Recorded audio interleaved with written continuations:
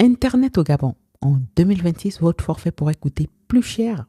Le gouvernement prévoit une taxe de 5% sur tous les services télécoms, appels, SMS, Internet mobile et services à la valeur ajoutée.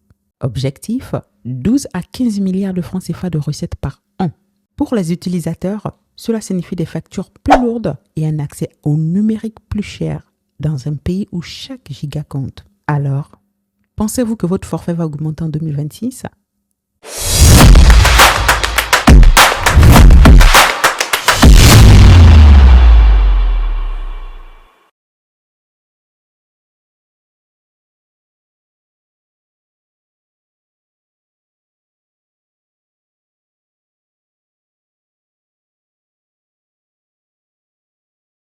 Depuis la transition, le gouvernement cherche à diversifier ses revenus au-delà du pétrole. Cette taxe télécom apparaît donc comme une solution rapide.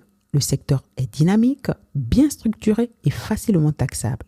Mais ce choix intervient dans un contexte délicat. Le pouvoir d'achat reste fragile, le taux de pénétration d'Internet tourne autour de 60%. Et les opérateurs, Airtel, Move, Libertis, font déjà face à des coûts élevés d'infrastructures et d'énergie.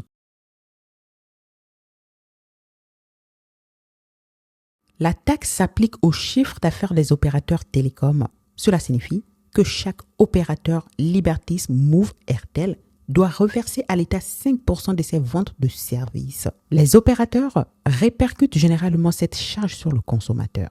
Exemple, si vous payez 10 000 francs CFA pour un forfait Internet, et que l'État prélève 5% sur le chiffre d'affaires de l'opérateur, celui-ci risque d'augmenter son tarif à 10 500 francs CFA pour maintenir sa marge. Cette hausse, même légère, touche directement le consommateur final. Or, au Gabon, le coût moyen du giga est déjà plus élevé que dans plusieurs pays voisins.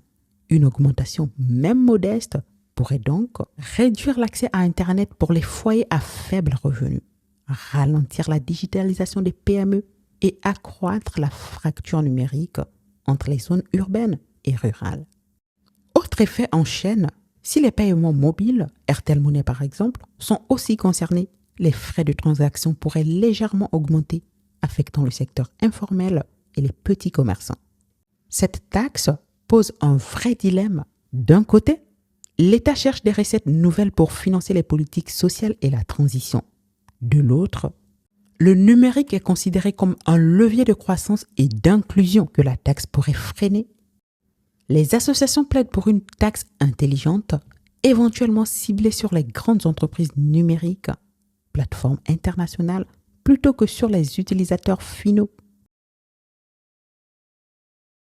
Dans les bars de Libreville ou les forums en ligne, le débat s'installe. Certains estiment qu'il faut participer à l'effort national. D'autres redoutent une pénalisation des jeunes connectés et des familles modestes. L'Internet au Gabon, c'est aussi l'école, l'emploi, la culture et l'information. La taxe télécom promet des milliards, mais risque de coûter cher en inclusion numérique. Et vous, pensez-vous qu'il faut davantage taxer le numérique pour financer la transition ou le protéger pour construire l'avenir? Donnez votre avis en commentaire. Et abonnez-vous pour des débats intelligents et éclairés. À tantôt!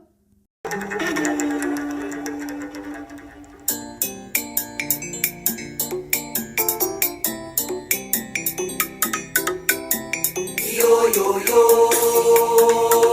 vamwana nzeni haya.